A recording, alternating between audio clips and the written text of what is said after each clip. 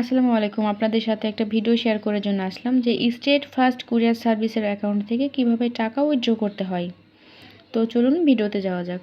তার জন্য সর্বপ্রথম স্টেট ফার্স্টের যে অ্যাপসটি আছে সেটাতে যাইতে হবে। যাওয়ার পরে আপনারা আর কি প্রোফাইলে গিয়ে দেখে নেবেন যে আপনারা সেটা বিকাশে নেবেন নাকি নগদে নেবেন নাকি ব্যাংক অ্যাকাউন্টের মাধ্যমে নেবেন। যেটাতে নেবেন সেটাতে আপনারা নিতে পারবেন, কোনো প্রবলেম নেই। তো আর কি সেজন্য যাইতে হবে আর কি চেক ব্যালেন্স। এখানে দেখুন, এখানে আমার ব্যালেন্স আছে মোট 2802 টাকা মতো। তো এখানে ব্যালেন্সের পাশে যেখানে আছে না ডিটেলস, সেই ডিটেলসে ক্লিক করার পরে দেখবেন যে এখানে সবটা দেখাচ্ছে।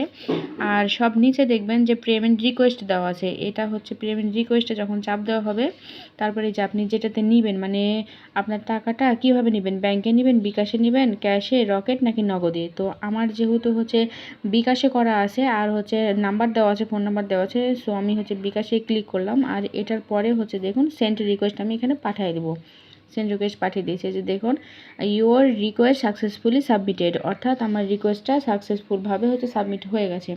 তো এই রকম যারা টাকাটা উইথড্র করতে চাবেন বা পেমেন্ট রিকোয়েস্ট পাঠাতে চাবেন তারা অবশ্যই 4টার মধ্যে পাঠানোর চেষ্টা করবেন।